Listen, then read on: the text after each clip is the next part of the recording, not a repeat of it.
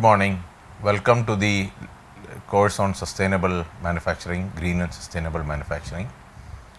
We have been going through various aspects, tools, and techniques required to realize or convert existing manufacturing system to a sustainable or a green manufacturing system.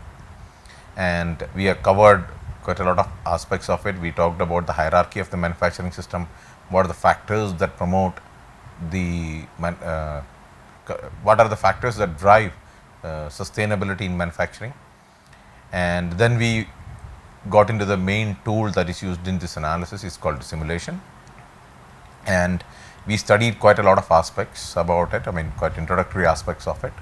We studied about what is a system, and we also studied about what is the state of a system, and we studied about how is the simulation process, the inputs and the black box we studied into, and we looked at the output and the importance of the feedback in the system and how feedback is important for making decisions.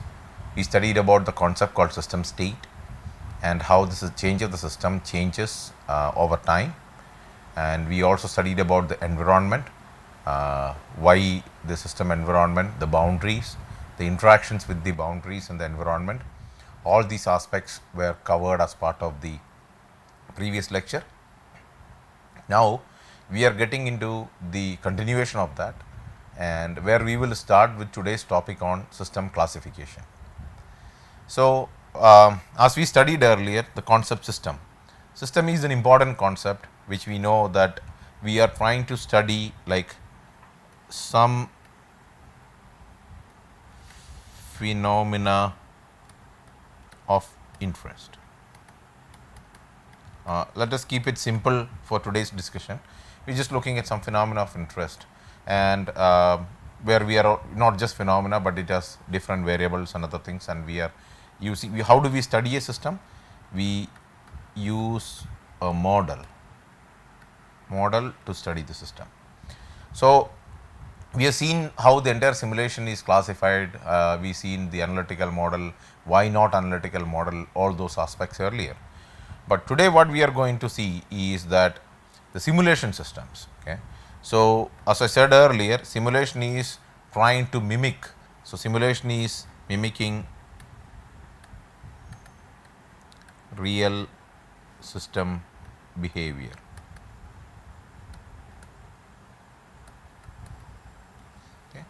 So we are studying the phenomena really, actually that's what is going on.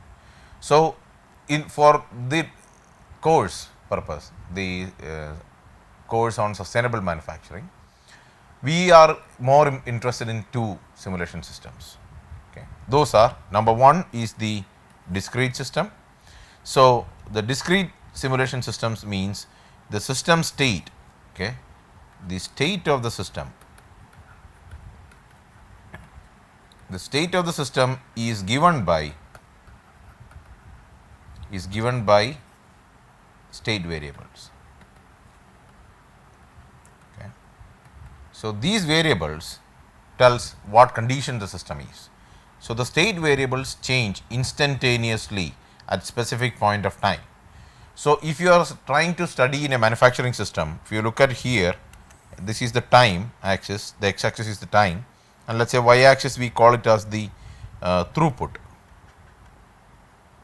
Throughput is a concept where it is the total number of quantities that are, total number of products that are produced or in a given time. So let's, for the time being, let's consider this way for simplicity, because there are many audience who are not used to this. So we'll just take throughput equal to number produced until the current time. Let's think about throughput for the time being. We'll define this later. So here is 0. So as the day begins here in this process, no production has happened. After some point of time, you will actually get to see the first unit. Then it will stay like that.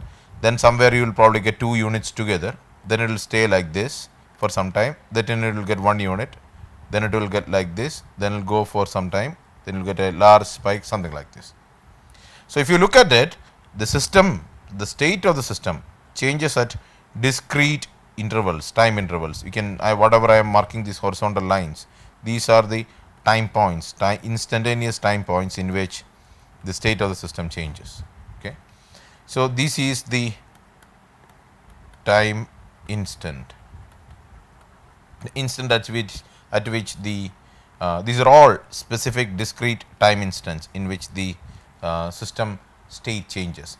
Here the state is the number that is produced.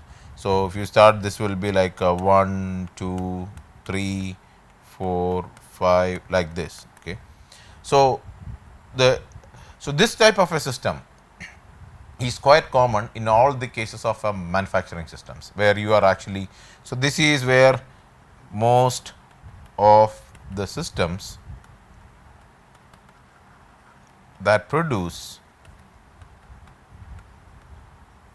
discrete products, or discrete means they are countably unique products. Whereas there is another system which is called as a continuous system, the second system. The important thing about this continuous system is state variables change continuously with respect to time.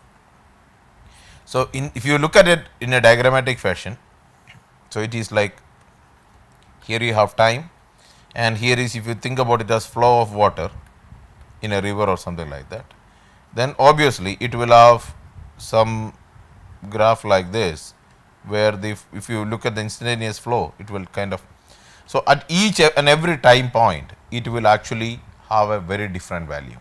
Whereas if you look at in the discrete system, at specific time intervals, the state of the system does not change. The unique thing is the system state, if not changed, remains the same. So you can see that these horizontal lines, all these horizontal lines, means the state of the system does not change during that time period, the state with respect to throughput. Okay. Whereas in this case, the continuous system, you can see that it continuously changes as time progresses. Okay. For this course, we are more interested in studying or utilizing the discrete event simulation. The reason we are using the discrete event simulation is purely because we are studying systems,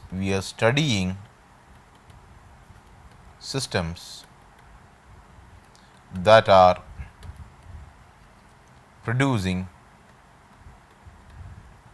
discrete products. We are focusing mostly in discrete manufacturing systems.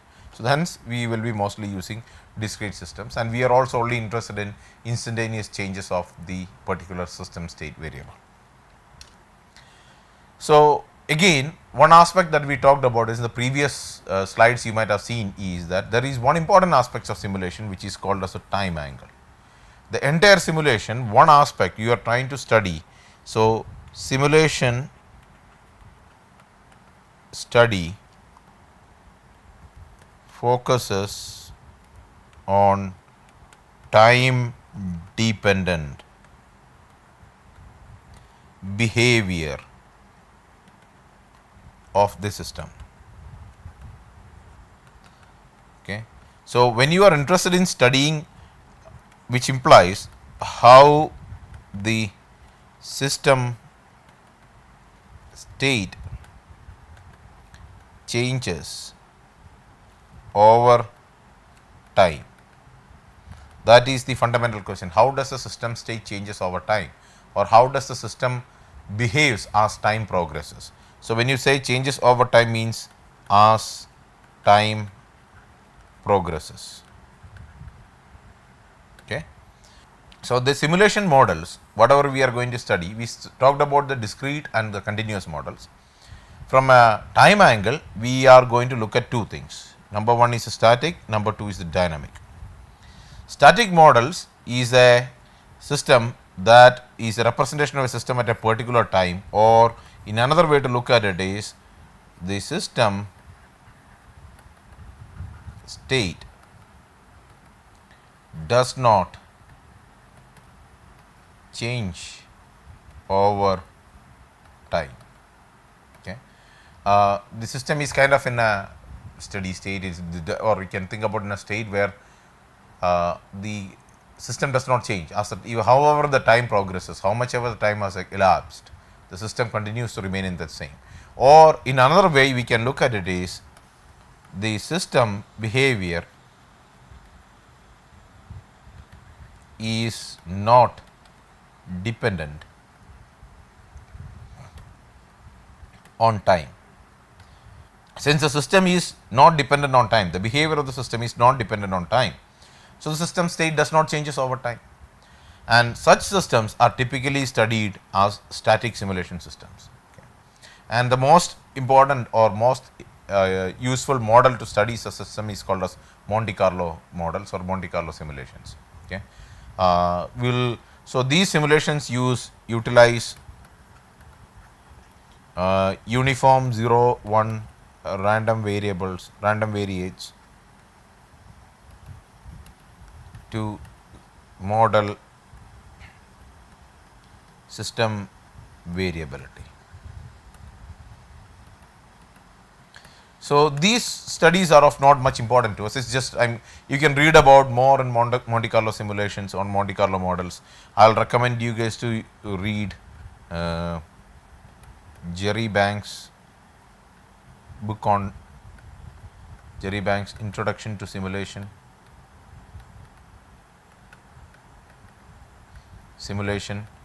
to learn more about Monte Carlo simulation. Or there are many other resources available in the internet also on Monte Carlo simulations and Monte Carlo models. That is of not much importance to us. We just give you an introduction and just so that you have an idea what it is. We are more interested in the dynamic simulation. Okay, we are studying the systems that evolves over time. Okay, or the system state do change. Please remember this. This is the most important part. It do change over time. As time progresses, the state of the system changes. It evolves. Okay. Classic example of it is a single machine system. A single machine system is a, think about it this way, that you have a one machine. So here is a machine 1.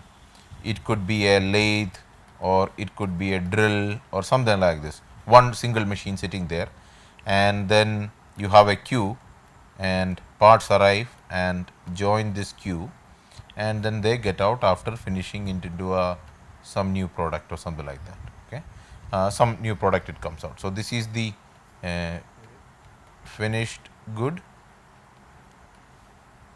This is the raw material or parts,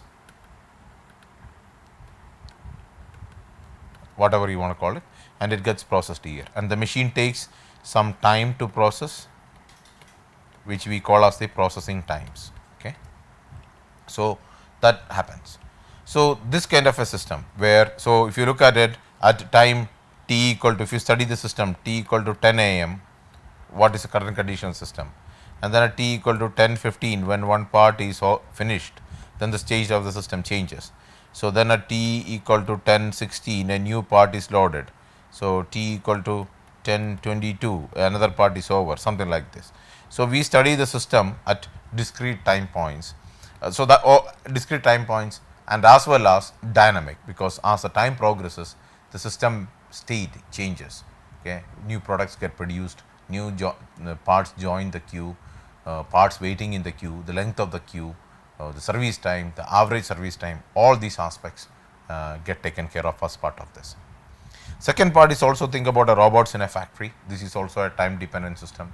So if you go to manufacturing, like automotive manufacturing, you will actually see robots doing welding. So an example of this is robotic spot welding. As time progresses, you can see how they move and how they weld, how they assemble parts, and as the time progresses, as the day progresses, more and more car gets assembled, and the number of cars, the number of spot welds that are completed by the robot, the number keeps on increasing as day progresses. At some point of time, one of the robot breaks down, and then the system has to be stopped for repair. So that's also a particular state of the system that we might be interested in. So there is the reason we use simulation is because we want to study the time dependent behavior of the system, and time dependent behavior of the system is mostly studied as dynamic systems, whereas in static systems we are not much worried about the time dependent behavior of the system, but we are more, because we assume that the system state does not changes over time, but there is variability in the behavior of the system. So that is what we are more interested in the static models. Okay. So Monte Carlo simulation, as I said earlier, this is just one slide to keep you guys updated on what it is. So the Monte Carlo simulation, this is used for studying static systems, or we are not interested in the time dependent behavior. In other way, you have to think about it as a system where the state of the system does not changes over time. So it is a scheme, or it's a method using random number stream of uniform 0 1. So for the people who don't who have not taken probability in statistics, random variable is one of the most important fundamental concepts of simulation. I hope that all of you can look into probability in statistics textbook, but as a quick primer, I can give you an example. Let's say you have a fair coin that you are tossing and you have two options. Okay, so let's think about it as the options here. One is a head, another is a tail, and the probability is 0.5 and 0.5. Okay, and if we can say that, okay, getting a head is a success and we represent it by number 1, and getting a tail is a failure and represented by 0. So then we can always say that there is some variable x, capital X, that can map the outcome, okay, of this experiment or this tossing the coin process into a success or a failure. So we can say x is a random variable. Okay, what it represents is, it represents here the process of tossing a fair coin. So the random variable capital X, uppercase X, big X, can have two values. Okay, so which is typically represented by little x. Okay, so if we say that the probability of x equal to little x, and the little x can take values of 0 or 1, so then we say probability of x equal to 0 and probability of x equal to 1. When we say this, little x equal to 0, little x equal to 1, this means probability of getting a tail, okay, which is equal to 0.5. This is also equal to 0.5. Okay, getting a head when you toss the coin. So the random variables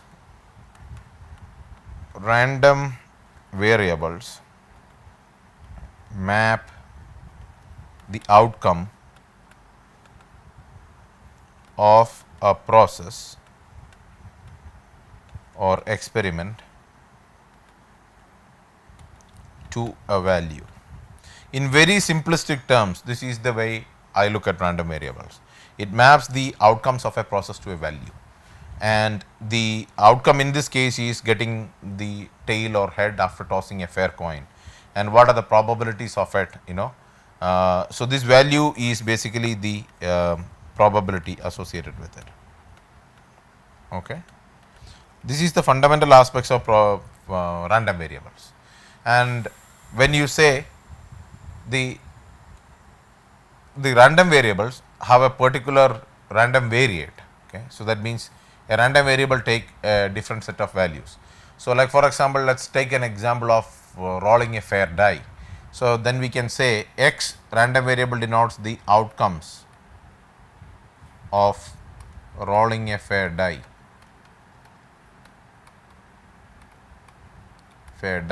So the values little x it can take is 1, 2, 3, 4, 5 and 6. So these are the phases that it can get, and the probability of little x, the probability that each of these phases coming in a fair die is 1 by 6, 1 by 6, 1 by 6, 1 by 6, 1 by 6 and 1 by 6. Okay.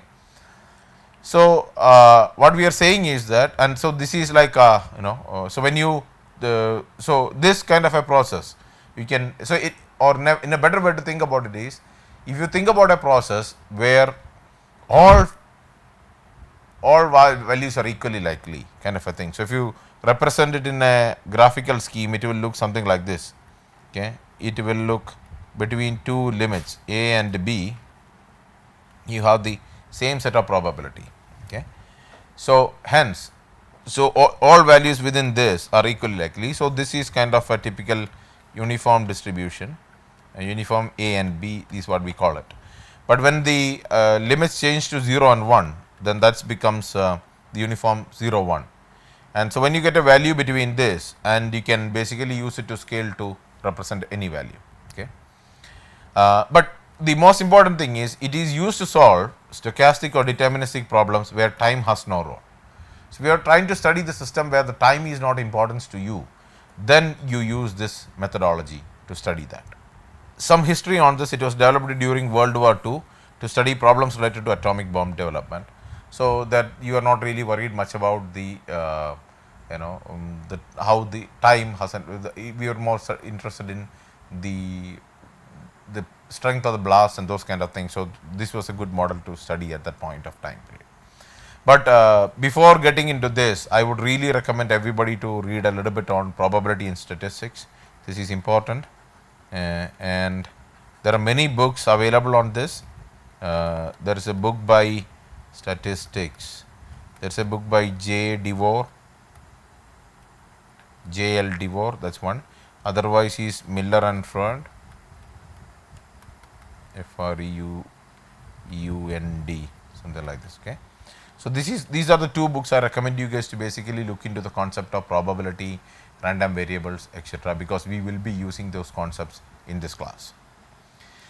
Okay, so once you develop in a Monte Carlo simulation, it is now used, currently it is used to solve problems in statistics that are not analytically tractable, or it's very hard to solve the problem analytically. So use Monte Carlo simulation to study that. An example of it is a critical values of Ks test of normality. Ks stands for Kolmogorov-Smirnov test. Okay.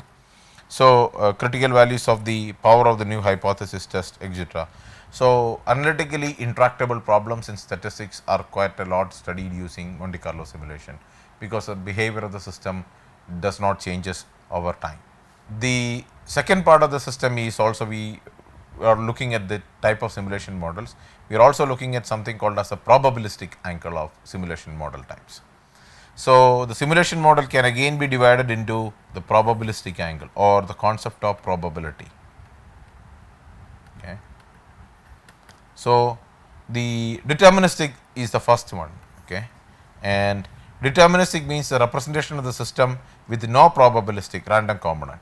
Okay, that is the deterministic studies. So for example, if you want to study the train braking of a train, locomotive, then that is that's important, that can be studied as a deterministic system. So like for example, if you are looking at a locomotive or a train braking, you have a locomotive, this is the one, and then you have rakes behind it.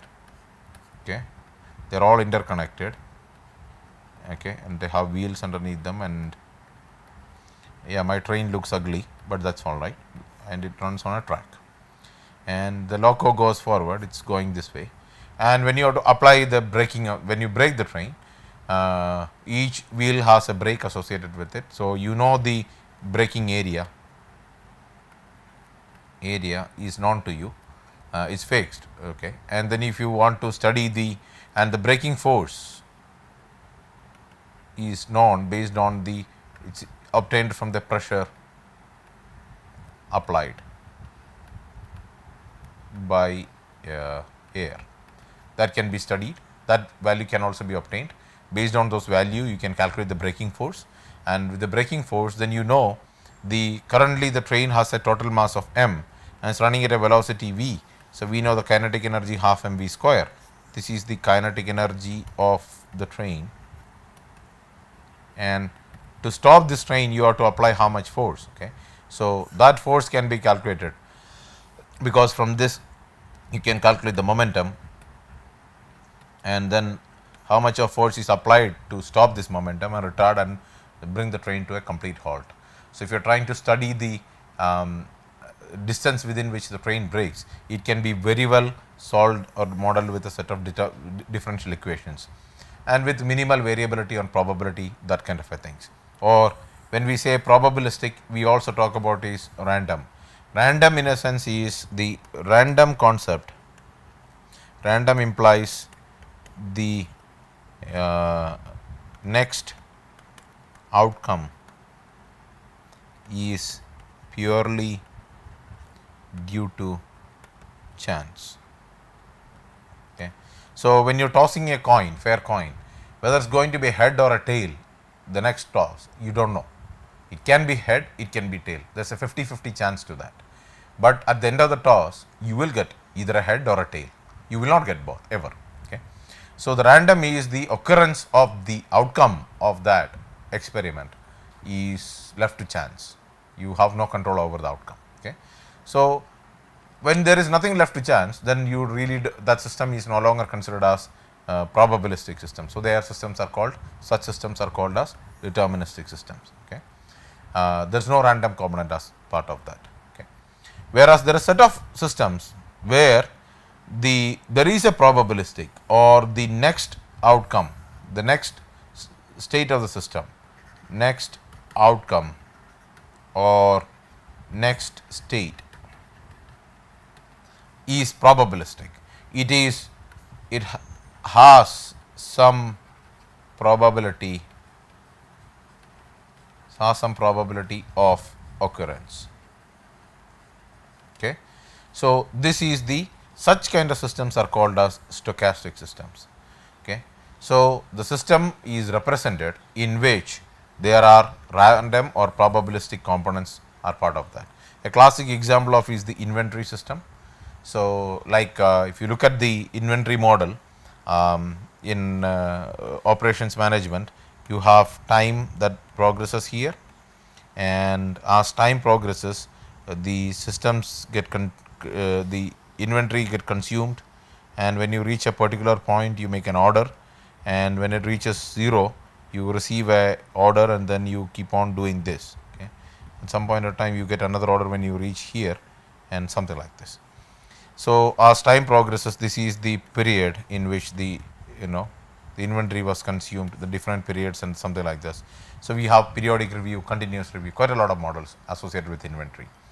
But you really don't know how much is going to be consumed in the next given time period, because it is purely dependent on the chance and the variability in the demand and those kind of stuff. Okay. So the important thing about the stochastic systems is stochastic systems or models, because remember, models are used to study systems, or you use models to model system. Okay. So these stochastic models produce output that are random. That are random means that are probabilistic. Okay.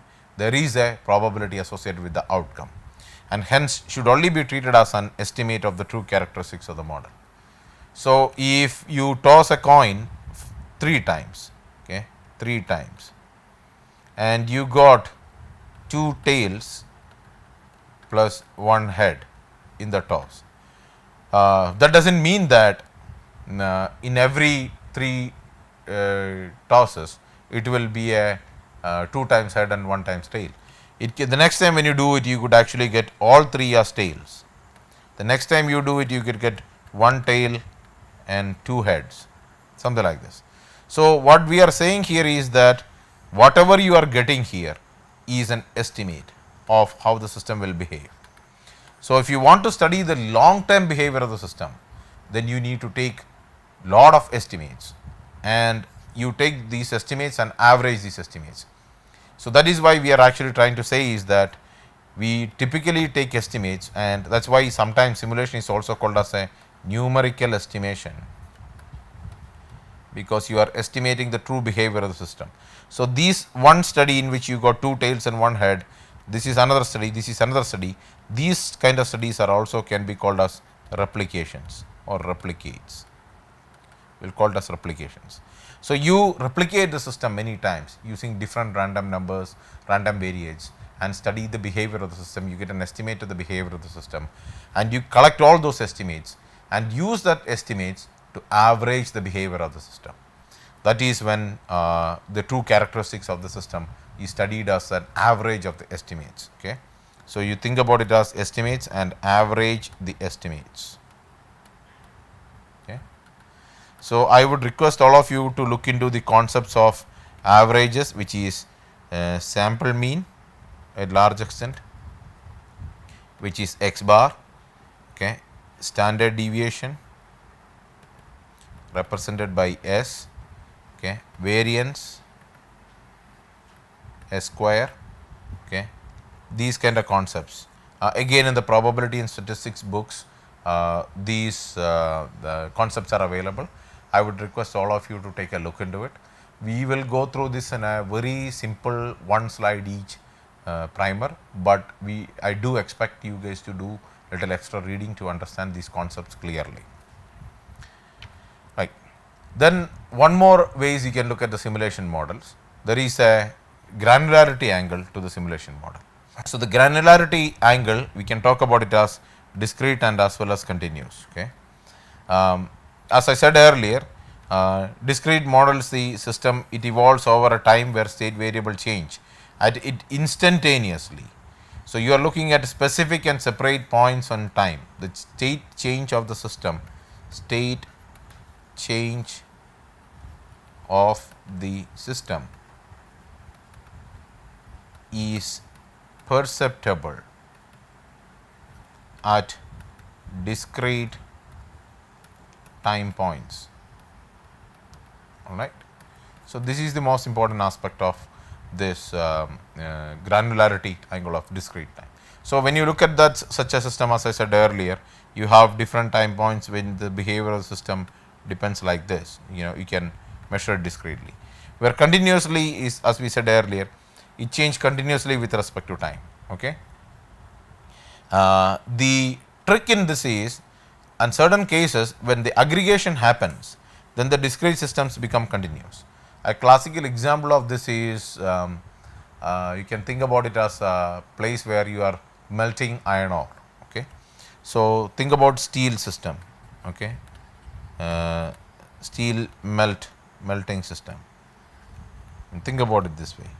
So, you get the input to this is you have railway wagons coming in with iron ore. So, these are heaps of iron ore in it. Okay.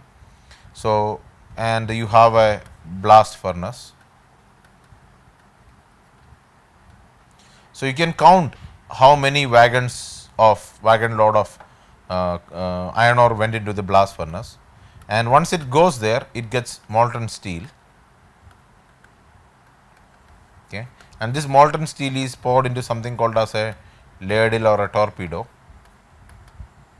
Here, this, when you pour into this, it becomes aggregated, and this is a continuous system at this point. It started as a discrete system of wagon loads of iron ore, but later became molten steel or continuous system where the aggregation has happened. Certain cases when aggregation happens, the system a discrete system will change to a continuous system. So, in this case, when we are studying this concept, at some point of time, mostly we will model everything as discrete, but at certain point of time, we will actually be looking into things as continuous as well. So, like for example is, if you are looking at the number of products produced, okay, then you think about it as a discrete system, whereas the quantity of coolant consumed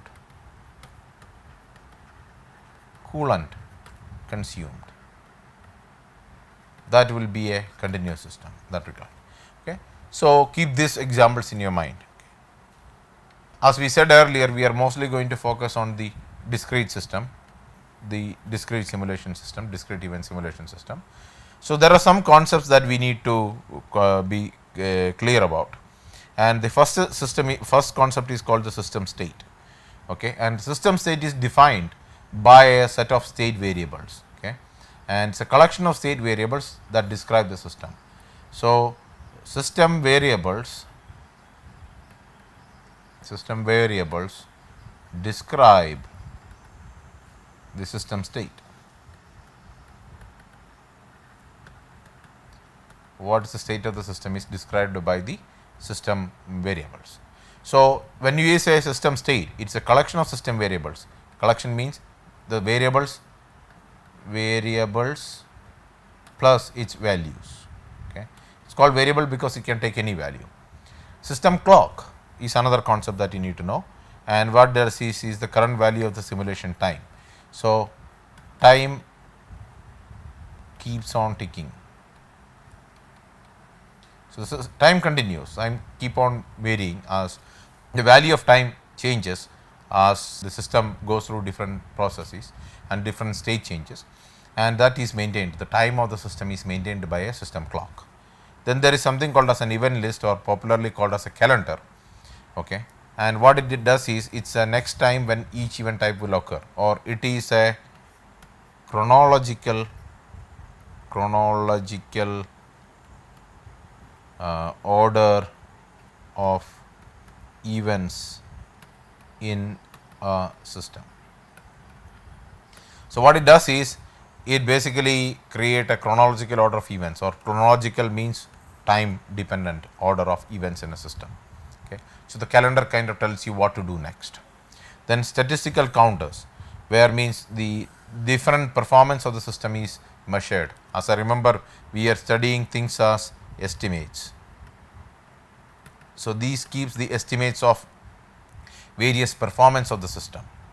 Then initialization routine, which means starting the system, starting the simulation at time t equal to 0.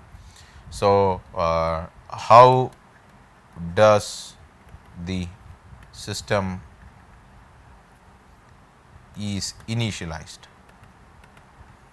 So, think about when you come to a factory, you switch on the mains, then switch on the machines, switch on the lights, switch on the air conditioners, all those kind of things, and then go to a store, bring parts, bring to the machine, and then start assembling it. Those all aspects are part of the initialization routine. Then comes the timing routine, which means how does the clock ticks. So, this determines how does the simulation clock ticks. So, this is what is estimated here, the timing routine. Okay. Then we have the event routine. Okay. The system state is updated when a particular event happens. Okay. And then we have what we call as the library routine. What this option is generate random variates. As I said earlier, estimates are based on random variates. So, the random variates decides this how the system will change, the time dependent behavior of the system, and these random variates are used to change the system state. Okay. Because remember, it is a discrete stochastic simulation. So, this is where this ensures the stochasticity of the system. Then report generation, which is the estimates. Okay. One aspect is, once you use a statistical counter, at the end of the day, this is a aggregation of all counters or system performance. And then the main program which actually does this. There are the advantage of this is, there are lot of good software that will do the complex things. In this course, we will be looking at two such software. One is called as Arena by Rockwell Automation, and another is by plant simulation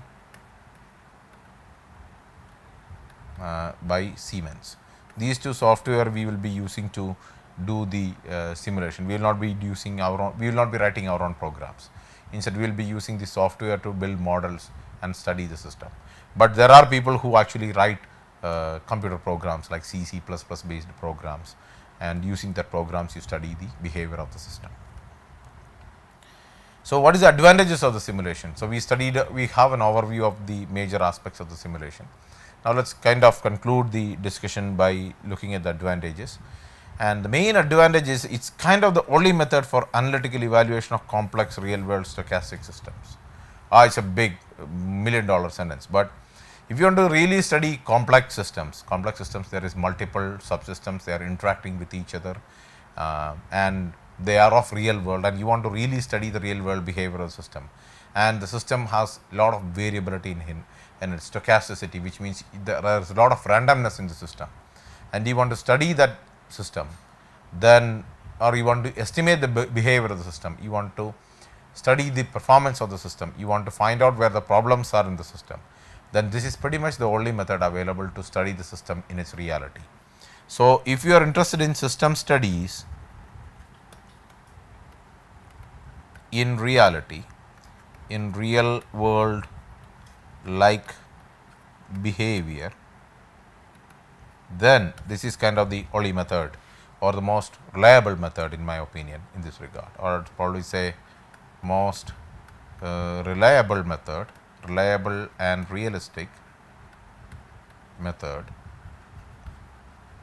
provided you do it right. Okay, that's the most important part. And you can always study, the best part of simulation is that you can estimate the performance of the system under specific operation conditions.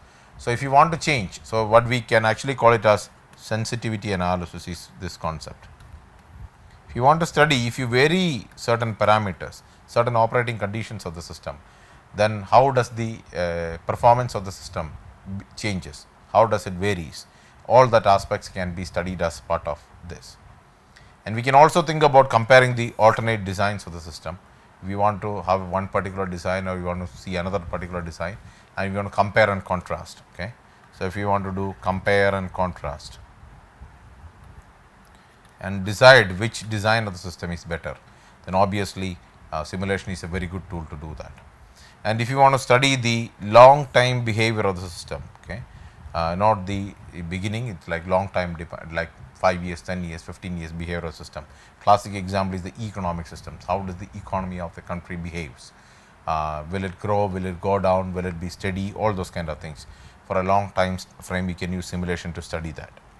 It can also be used to study the steady state as well as transient phases. So, if you look at the system to begin with, any system, if you look at the time dependent behavior of the system, you can see that initially it will do something like this, and then it starts, kind of doing this. So, this kind of a behavior, this is called as the initial or the transient phase, and here is the steady state phase. So, you can use simulation to study the transient phase, the beginning, where the system changes from one phase to another, or where transition from one phase to another, or you can study the steady state as well. Okay. That's the main advantages of the simulation. But same way as it has advantages, it has disadvantages also. Okay. The main disadvantage is that people have, because it's such a complex and realistic behavior how the system is presented, people tend to believe simulation very quickly. But you have to keep in mind that each simulation run is a estimate. It provides you only estimate. Any stochastic system that you study, each simulation run will always gives you only estimates, which means you require several independent runs to obtain confident values. So, the confident estimate, which is an average value, average estimate, can only be obtained from large number of estimates. So, if you require large number of estimates, it require large number of replications. So, which means it is time consuming, okay, and expensive as well, which is the second point, time consuming and expensive to develop. So, you can't just take one run and say, okay, fine, I know what the system is going to behave. That does not just happen. You have to run the system multiple times with multiple variates to get multiple estimates and use all these estimates to average the values out and then predict the average behavior of the system using that. So, that is one of the reasons why we usually say we collect lot of x bars or the average behavior of the system and use it to calculate x bar bar, the average of the averages, and then use that average of the averages to estimate the behavior of the system. So, hence you can't, most of the major pitfall in all the simulation studies I have seen is people have just started believing the one simulation run. You require multiple simulation run to get multiple estimates. These multiple estimates will then provide you the average system behavior. The another major pitfall is there is large amount of information provided by the simulation study. Okay, many a time it induces false confidence in the people or the person who is doing the study, and what they start doing is, because you are getting a lot of information, you think that okay, this should be right, that no way it cannot be wrong, and without actually validating whether the model is accurately representing our system, people start believing the output that's coming out of it.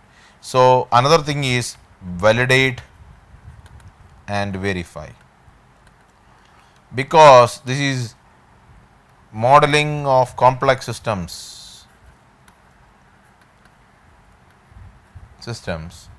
okay, can easily result in errors. So, and when you are modeling a complex system, it is quite hard to find where the error is.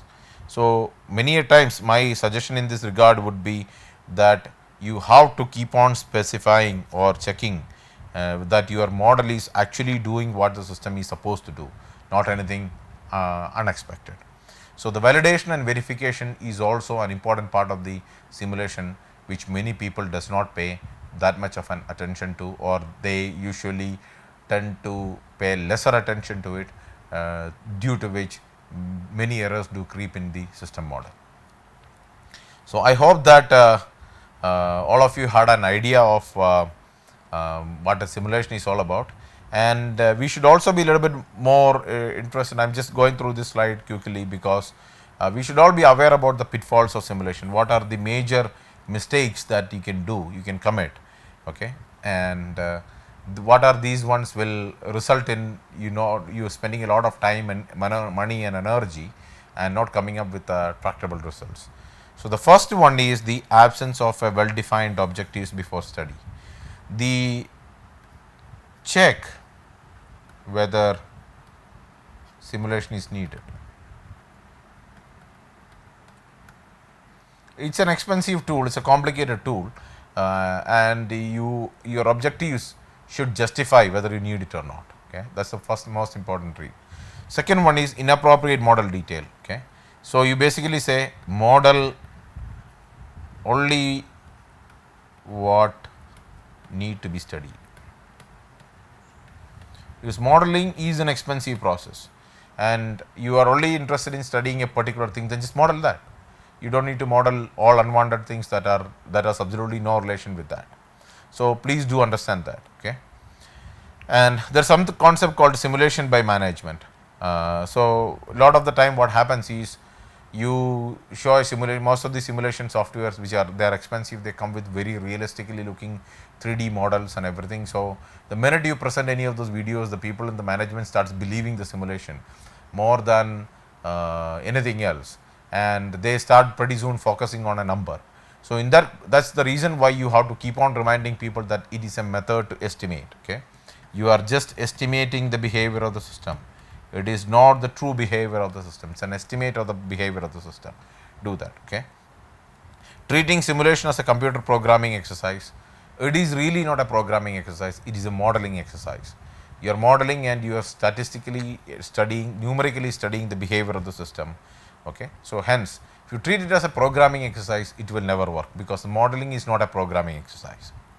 And also, to a large extent, collect relevant and accurate data. That's the most important aspect of it. Okay. So, if you fail to collect that, then your analysis is wrong. So, here the concept of GIGO is very true. Garbage in, garbage out. So, if you have garbage data coming in, you will only get garbage output. Okay. So, remember that. So, people tend to believe that there are be easy to use simulation programming and that requires no programming. Then you start believing that, oh, you can't do anything wrong here, it's so easy. It's actually not easy, and the modeling is involved exercise and requires training. So, hence people start believing the behavior of the system. Okay. Then misuse of animation. Most of the models, or most software uses animation, and such animation has a big issue of like you start looking at the animation and start believing, okay, this is what is going to happen, and people misuse animation to gloss over the or hide the important aspects of the behavior of the system. Okay. And another aspect is also failure to use accurate distributions to account for the randomness and independence. These two concepts, what is randomness and what is independence, we will discuss a little bit later in the course on additional topics. But you have to use appropriate distribution, whether you are using uniform or exponential or normal, triangular, all those kind of things, which distribution to use to model what, these kind of things is very important when you are studying a model. Okay. And comparing the results based on one run of simulation. I told you multiple replicates is a must. Multiple replicates is a must. You have to do multiple replications. There is no excuse to it. And then use these replications to come up with estimates. And then use that estimates to predict the average behavior of the system. That is the only one way you can actually make a sound conclusion from the simulation model. So, with that, we conclude today's presentation on simulation. I hope you guys had a basic idea of what simulation is all about. In the next class, we will start looking into how do we do the basics of probability, statistics, and as well as experimental design, so that you have a clear idea how to analyze the models of the system. Thank you.